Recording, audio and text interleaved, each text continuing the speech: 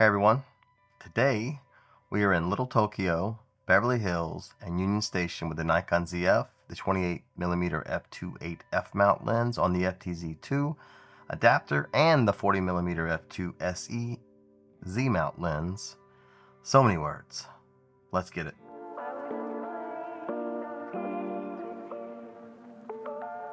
I'm Wesley. For those who don't know me, I'm a street photographer, sometimes wedding photographer, and I make videos at least once a week on YouTube for you all. This week, I'm in LA with the Nikon Zf. I decided to bring it out further to test the 28mm f2.8 f-mount on the FTZ and put the Nikon Zf to the test in low light night photography. My main questions were, how well does the Nikon Zf handle low light situations? Can it achieve a vintage aesthetic with an f-mount lens? And do the specs truly hold up for real-world shooting in low light? Luckily, Los Angeles provided the perfect sunny backdrop, as it's still hell on earth here in Phoenix. So the Nikon Zf is a beautiful camera. I'm happy to have it back in my kit after selling it like I shouldn't have. I believe it's a love letter to the Nikon FM and FE of the old days. I couldn't help but wish there were more Z-mount lenses similar to this Fujifilm lens that has this gorgeous aperture ring on it and that all-metal design. It just lends more to that vintage aesthetic that the Nikon Zf also attributes to. Shooting with the 28mm f2.8 f-mount lens was a pure joy. The manual focus was fantastic on the Nikon Zf. If you didn't know, there's a little green box when you're in manual focus. It's similar to your wide area tracking box that is yellow when you're not in focus, and then as you move your focus in and out, and whatever you're pointed to in that box will turn green when it's in focus. It really makes focusing on the Nikon Zf with manual vintage lenses a breeze, to be honest with you. I can't say enough how easy the focusing is with manual focus vintage lenses. Oh, let me go get the lens. I don't know what the hell I'm doing here. The lens should be with us in the video. Like I was saying, there needs to be more lenses like this for the Nikon Zf. I don't need it to be manual focus per se, but I need it to have this aperture ring. I need it to lend to the aesthetic. I wish it was metal, not plastic like this D-mount lens is, but this is one of the budget lenses of the 1990s, so take it with a grain of salt. Still produces great images. My photo walk began in Beverly Hills, capturing the essence of Rodeo Drive with its unique sights, interesting characters. From there, I ventured down to Union Station, which is close to downtown and Little Tokyo.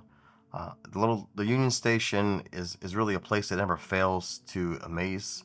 It's got retro design, Art Deco, decor throughout, and in vintage architecture. It's just captivating. The way the light hits in golden hour through the windows produces some fantastic contrasty images. As the day progressed, I made my way to Little Tokyo, stopped in for a delicious bowl of ramen, and then headed back out to grab some shots with the 28mm f-mount manual focus lens before the light completely faded. And then as it got super dark, I switched back to the 40mm f2.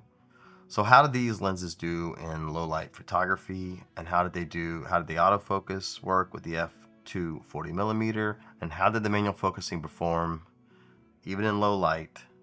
Could it still give me that green box that I just spoke of? Well, even when I cranked the ISO up to 1800 and even above that, while there was some noise introduced to the photo, it wasn't lacking in autofocus or focusing capabilities through the manual focus box either. I was able to get all my images within focus without issue, even in low light. This camera never ceases to amaze me. I feel like the low light autofocus performance is phenomenal in this camera, and in the manual focus experience in low light is also phenomenal. I never once felt like I wasn't going to get the shot, and as I got home and got the images in the Lightroom, I was able to really back that statement up. There are some very interesting people in the Japanese market Little Tokyo is a great place to go shooting. I highly recommend you shoot there if you haven't. There's some fantastic scenes, vibrant backdrops, interesting people. It makes for a fantastic outing with any camera, including the Nikon Zf. So throughout the exploration of Los Angeles, the Nikon Zf performed admirably. It proved to be versatile and capable. Nikon's color science truly shines in these photos, producing images with rich filmic quality that echoes the results I get from my Fuji cameras. Nikon's colors lean towards the warmer side in comparison to Fuji, which I did find pleasing in many of the photos. So that's it for this adventure in LA with the Nikon ZF. Let me know what you think about the camera. I'd like to see your comments below. Let's converse in the comments. Would you be interested in seeing more comparisons like this? If you do, let me know. Don't forget to like, comment, subscribe, do all the things. I appreciate every one of you guys. Until the next one, I'm out of here. Peace.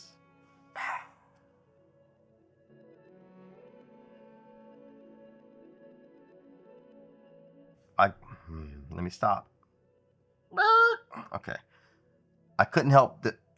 My goodness. Shooting with the, and I wanted to take a walk through the Japanese. Nope, nope, nope. I indulge in a steaming. Oh, nope.